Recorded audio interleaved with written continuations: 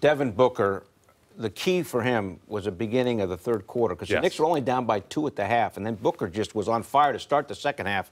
It was lights out. Well, you could tell Coach just called plays to get him shots because he knows that Knicks can't guard him. Honestly, like he had a season high 38 in the Garden.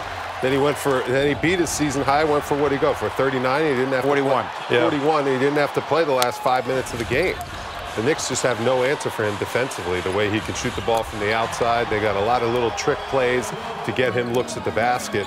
And you could tell he just said to himself, you know, I'm going to take over this game and I'm going to be the best player on the floor and just start getting aggressive and scoring with whoever's guarding me. And it didn't matter who was on him. It didn't matter if it was Dotson, Dennis Smith Jr. Didn't matter who it was. It was Lance Thomas a few times, and he was getting a couple buckets. So, you know, this kid can flat out shoot the ball, and he's establishing himself as one of the elite players in the NBA. And he really got it going in that second quarter. He went for 16 of his 23 first-half points, and that's really where the game started to turn. 29 points between the second and third quarters for him.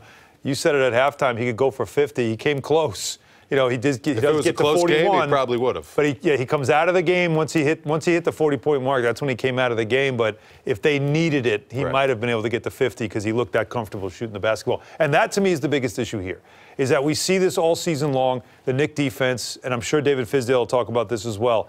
They allow players to get comfortable. Into rhythm. They allow that, exactly. Bump somebody once in a while. Got to be a little more physical. You're not seeing that. Mitchell Robinson was active, making things uncomfortable at times. 4 more blocks, Wally. 8 points, 8 rebounds, and 4 more block shots. He's a guy that plays with a vengeance no matter whether you're down 20 or up 20 or the game is tied. And that's what you love about him. By the way. He outplayed him, didn't he? I would agree with you on that. Number 1 pick, and I thought he outplayed him. Yeah, I just love the aggressiveness he plays with in the paint. There he blocks 8 and shot.